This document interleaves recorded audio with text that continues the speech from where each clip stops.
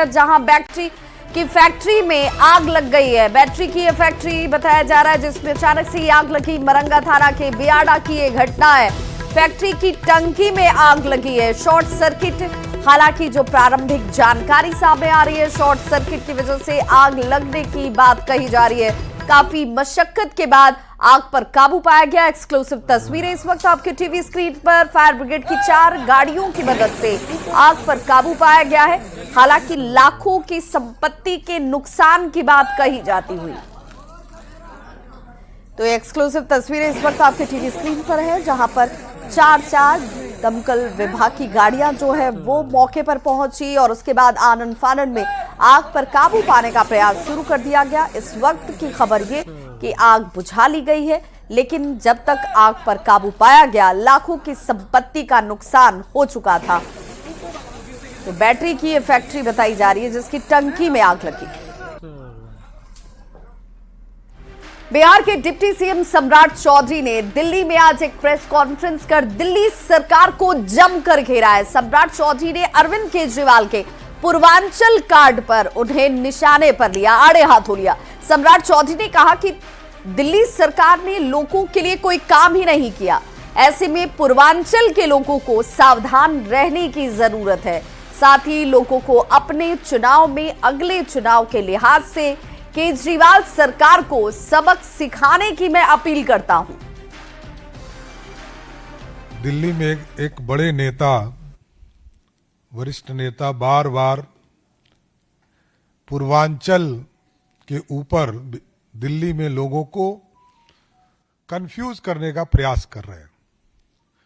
दिल्ली की जनता बड़ा स्पष्ट तौर पर जानती है कि दिल्ली के भलाई के लिए कौन काम कर रहा है और कौन नहीं कर रहा है। लेकिन दिल्ली में जो इंडी गठबंधन के लोग हैं, ये ना विकास से इनको मतलब है, ना दिल्ली के समृद्धि से मतलब है, ना दिल्ली में लोग शिक्षित हो, रोजगार मिले, इससे कोई चिंता लेना देना नहीं है। स्पष्ट तौर पर मैं आग्रह करने आया हूं दिल्ली में रह रहे पूर्वांचल के लोगों से, इन लोगों से सावधान रहने की जरूरत है और इन लोगों को करारा जवाब देने का समय आ गया। 10 साल 12 साल से दिल्ली में सरकार बनाकर कोई काम दिल्ली की जनता के लिए इन लोगों ने नहीं किया है। इसलिए मैं विशेष तौर पर सभी लोगों से आग्रह करूंगा कि पूर्वांचल के लोग 2025 के चुनाव में पूर्ण रूप से दिल्ली में बैठी सरकार को जवाब देने का काम करें।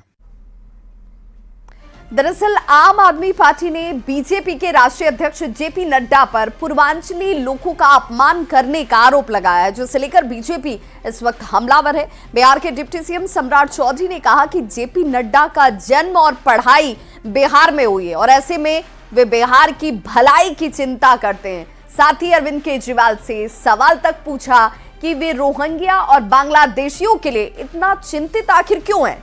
साथ ही उन्होंने साल 2025 में नीतीश कुमार के नेतृत्व पर बिहार में चुनाव लड़ने की बात कही। सम्राट चौधरी ने कहा कि 2020 में भी यही हुआ था कि नीतीश कुमार मुख्यमंत्री बने थे, आगे भी वही रहेंगे। सम्राट चौधरी से खास बातचीत की न्यूज़ 18 संवाददाता अमितेश सिंह ने।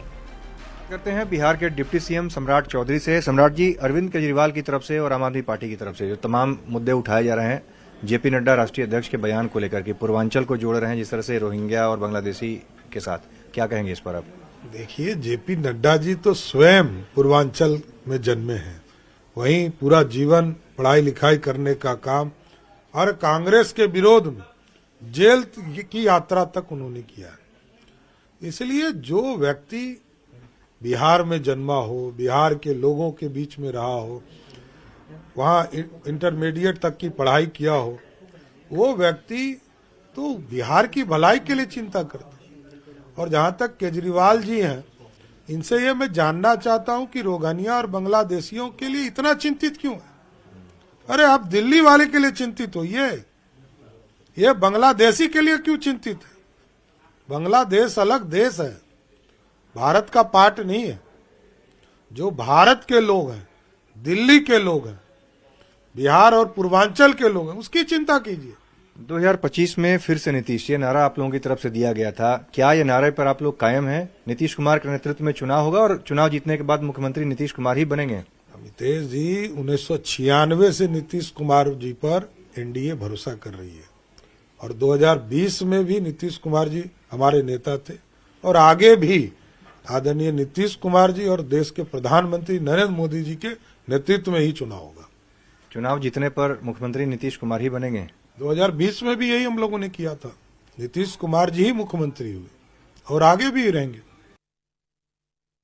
और बड़ी खबर इस वक्त, अगले साल बिहार में होने वाले विधानसभा चुनाव को लेकर बीजेपी एक्शन मोड में इस वक्त आ चुकी है। दिल्ली में आज बिहार बीजेपी के कोर कमेटी की 2 दिवसीय बैठक शुरू हो रही है और इस बैठक में बीजेपी बिहार कोर कमेटी के सभी 31 सदस्य शामिल होने वाले हैं। शनिवार को केंद्रीय गृह मंत्री अमित शाह, आपको बताते चले, गृह राज्य मंत्री नित्यानंद राय के दिल्ली स्थित आवास पर सभी नेताओं का जुटान हुआ था, जिसमें कोर कमेटी की होने वाली बैठक का एजेंडा जो है वो तय कर लिया गया। बिहार बीजेपी कोर कमेटी की बैठक में विधानसभा चुनाव से पहले का एजेंडा तय हो सकता है। विपक्ष को जवाब देने और एनडीए के घटक दलों के साथ मिलकर चुनाव लड़ने की रणनीति पर चर्चा इस बैठक में होने वाली है, जिसके साथ साथ राज्य में चल रहे संगठन चुनाव को लेकर भी सीनियर जो लीडर्स है उनका मार्गदर्शन भी हासिल किया जाएगा।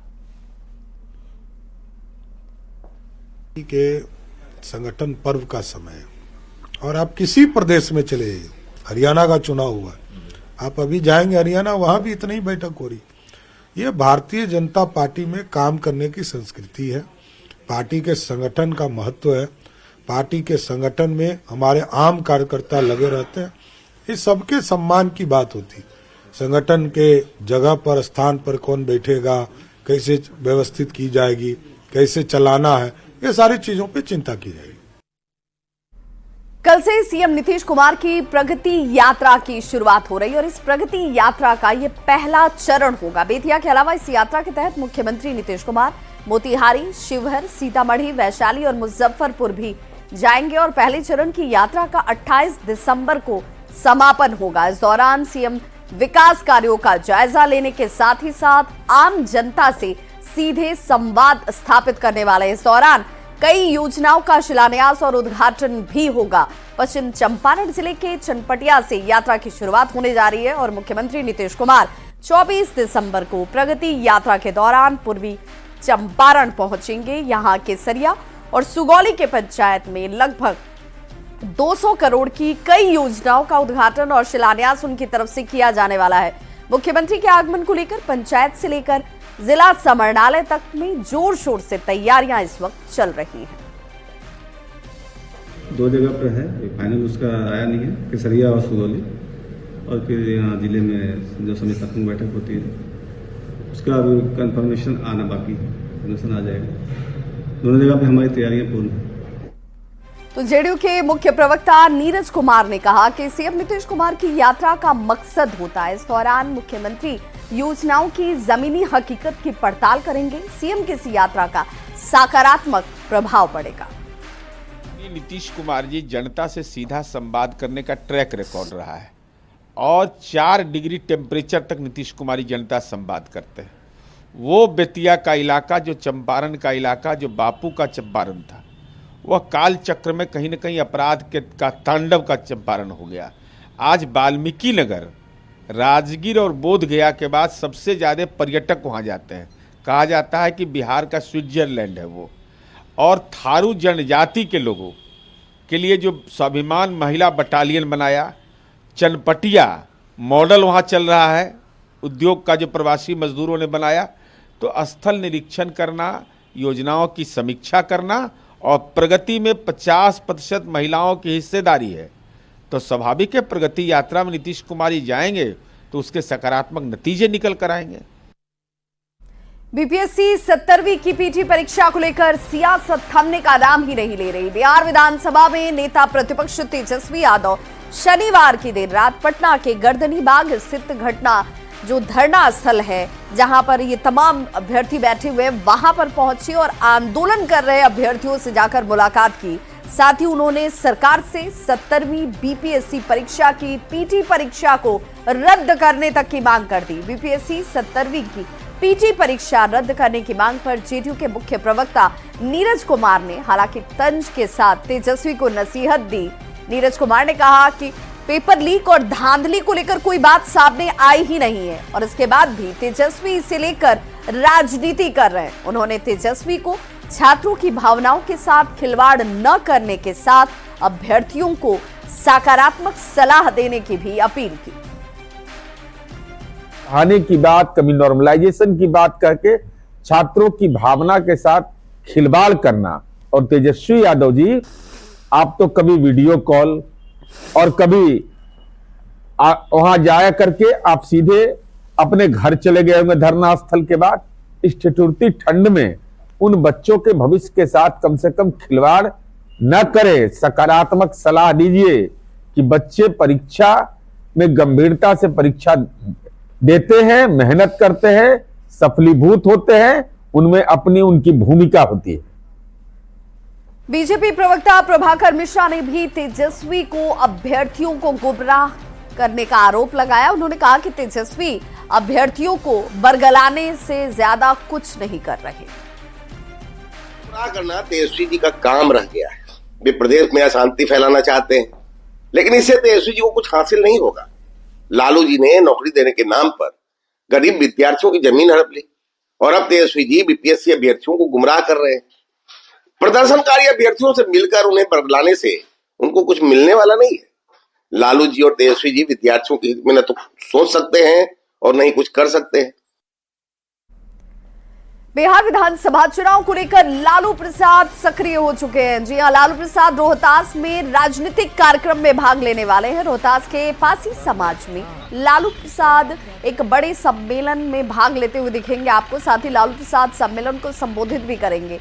लालू प्रसाद इस दौरान एनडीए के पासी वोट बैंक को तोड़ने की कोशिश करेंगे।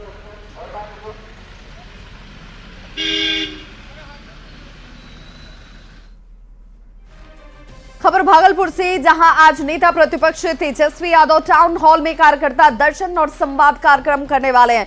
कार्यक्रम के जरिए तेजस्वी कार्यकर्ताओं और नेताओं से संवाद स्थापित करेंगे। साथ ही सैकड़ों कार्यकर्ताओं को आरजेडी की सदस्यता भी ग्रहण करवाएंगे। तेजस्वी यादव के इस कार्यक्रम को लेकर कार्यकर्ताओं में काफी उत्साह देखा जा रहा है। ज्यादा जानकारी दे रहे हैं इस खबर पर न्यूज़ 18 संवाददाता विकास कुमार सिंह। के लिए तेजस्वी जी इतना बड़ा सोच रखे हैं। हर माता बहनों को 2500 रुपया के अगर हमारी सरकार बनती है तो इसके लिए करें। उसके लिए हम लोग तो तेजस्वी जी को बार बार धन्यवाद देना चाह रहे हैं कि वो हम लोग के बारे में सोचे इतना। आप लोग स्वागत में जुटे हुए, हम लोग स्वागत में जुटे हुए हैं। आप लोग जो हम लोग अपना भागलपुर का स्पेशलिटी है वो सब उनको देख के उनको सम्मानित करके यहाँ पे लाएंगे। फिर यहाँ पे महिलाओं को संबोधन करेंगे। उसके बाद वो दूसरे प्रोग्राम में जा रहे हैं। आज नेता प्रतिपक्ष तेजस्वी यादव और प्रदेश प्रवक्ता शक्ति सिंह, राज्यसभा सांसद संजय यादव भागलपुर पहुंचे हैं, जिसको लेकर शहर के टाउन हॉल में कार्यकर्ता दर्शन सह संवाद कार्यक्रम का आयोजन किया गया है, जिसको लेकर तैयारी भी जोर शोर से की जा रही है। हम आपको शहर के टाउन हॉल की तस्वीर दिखा रहे हैं कि किस तरह से यहाँ पर जो आरजेडी के नेता और कार्यकर्ता हैं सैकड़ों की संख्या में यहाँ पर पहुंचे हुए हैं और लगभग जो तैयारी है वो भी पूरी कर ली गई है। कार्यक्रम को लेकर टाउन हॉल में बड़े बड़े बैनर पोस्टर भी लगाए गए और बैनर पोस्टर में साफ तौर पर आप देख सकते हैं कि किस तरह से यहाँ पर लिखा हुआ है, हर वादा पूरा करेंगे, हमारा वादा है, और माई बहन मान योजना का भी जिक्र किया गया है। तो जाहिर सी बात है, आज जिस तरह से नेता प्रतिपक्ष तेजस्वी यादव भागलपुर पहुंचे हैं तो ऐसे में जो आरजेडी के नेता और कार्यकर्ता हैं उनमें एक अलग उत्साह का संचार होने वाला है। और साथ ही साथ आज नेता प्रतिपक्ष सैकड़ों कार्यकर्ताओं को आरजेडी की सदस्यता भी ग्रहण करवाएंगे। लेकिन जिस तरह से लगातार अब प्रदेश स्तर के जो नेता हैं, अलग अलग पार्टी के नेता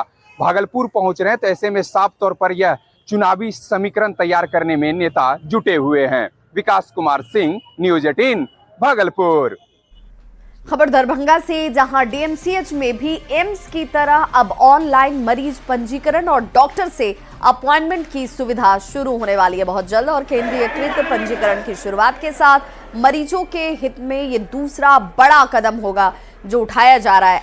एनआईसी की मदद से एम्स में इस्तेमाल होने वाले सॉफ्टवेयर को डीएमसीएच में भी उपलब्ध करा दिया गया है। के तर्ज पर उस पे एक हम लोग नई व्यवस्था शुरू करने जा रहे हैं जो एक सॉफ्टवेयर डेवलप किया गया है जो NIC के तहत हम लोगों को उपलब्ध कराया गया है DMCH को, जो कि वो हमारे वेबसाइट से जोड़ दिया जाएगा और वो वेबसाइट से जोड़ने से वो जो भी हमारा रजिस्ट्रेशन होगा, जो ऑनलाइन रजिस्ट्रेशन हो पाएगा और ऑनलाइन रजिस्ट्रेशन में जो पेशेंट को सुविधा मिलेगी कि वो घर से ही रजिस्ट्रेशन करा लेंगे। दूसरी सुविधा मिलेगी कि मन चाहे डॉक्टर से वो अपॉइंटमेंट भी ले सकेंगे, जिस दिन वो चाहेंगे, जिस दिन वो उस दिन जा कर के अपॉइंटमेंट ले सकते हैं, जिस डॉक्टर से मिलना चाहेंगे वो भी ले सकते हैं।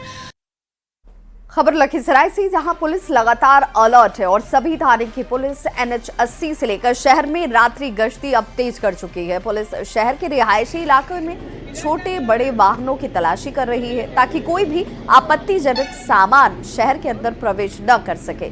नए साल को पुलिस शराब तस्करों पर पैनी निगाह के तौर पर नजरें गड़ाई हुई है ताकि कोई भी तस्करी यहां न होने पाए। SP के निर्देश के बाद सभी पुलिस मुख्यालय की पुलिस क्राइम कंट्रोल को लेकर लगातार इस अभियान में जुटी हुई है। लखीसराय जिले के सभी थाना अलर्ट पे है। आपको दिखाना चाहेंगे कि यह NH 80 है और इस तरफ जो है शहर का एंट्री पॉइंट विद्यापीठ चौक है। यहाँ पे आप देख सकते हैं लगातार जो है नगर थाने की पुलिस यहाँ पे हर छोटी बड़ी वाहन जो भी यहाँ से गुजर रही है उसकी जांच करने में जुटी है।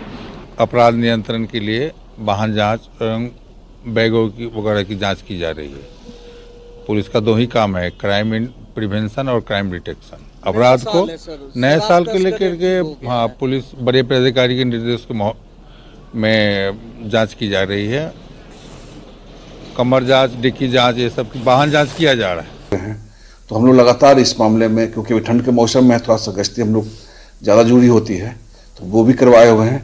और हम लोग टाउन एरिया में थोड़ा सा व्हिसिल लेके चौकीदारी टाइप का जो पहले व्हिसिल मारते थे वो भी हम लोग शुरू कर रहे हैं, ताकि वो हर प्रत्येक एरिया में जाएंगे, वो मोहल्ले मोहल्ले घूमेंगे और जागते रहो व्हिसिल मार के वो करेंगे। क्राइम कंट्रोल को लेकर लखीसराय टाउन थाने की पुलिस अलर्ट पे है। राकेश, न्यूज 18 लखीसराय।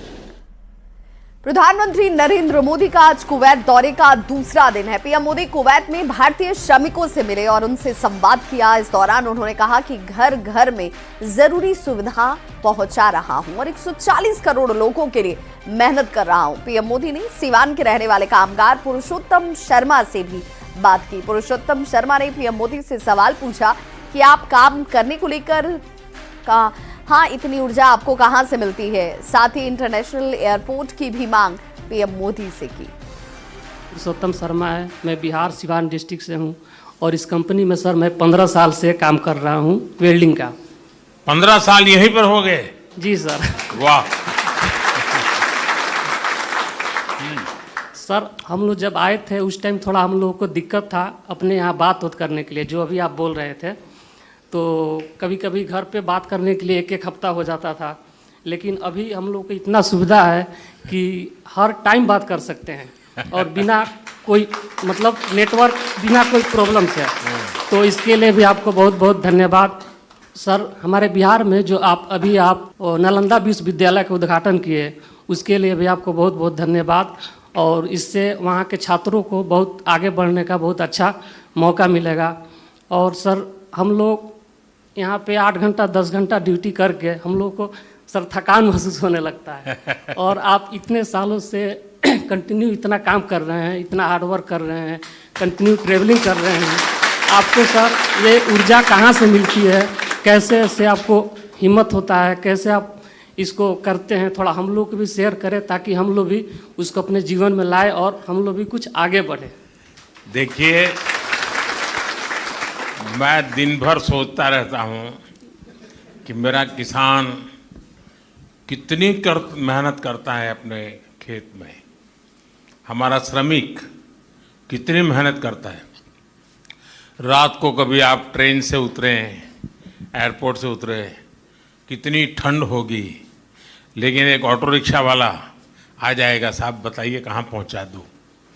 जब ये सब मेहनत करते मैं देखता हूँ तो मुझे लगता है कि मुझे भी अगर वो 10 घंटे काम करते हैं तो मुझे 11 घंटे करना चाहिए।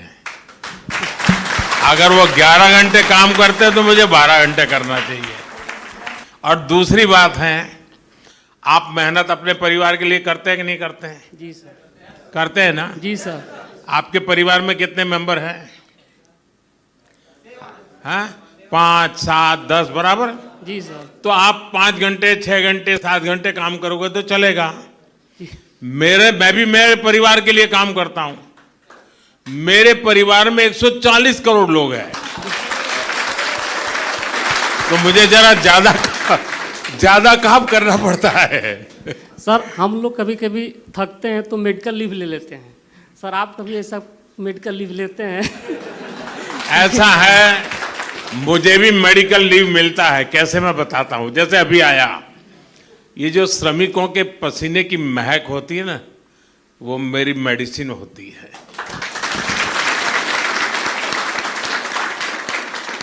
चलिए, बहुत अच्छा लगा बिहार के लोगों से बात करने का अवसर मिल गया। एक और रिक्वेस्ट था, हमारे इस पूरे गल्फ में सर यूपी, बिहार, छपरा, गोरखपुर इस साइड से बहुत सारे आदमी हैं और सबको सर उधर जाने के लिए थोड़ा बहुत दिक्कत होता है। या तो हम दिल्ली जाते हैं, लखनऊ जाते हैं, नहीं तो पटना जाते हैं।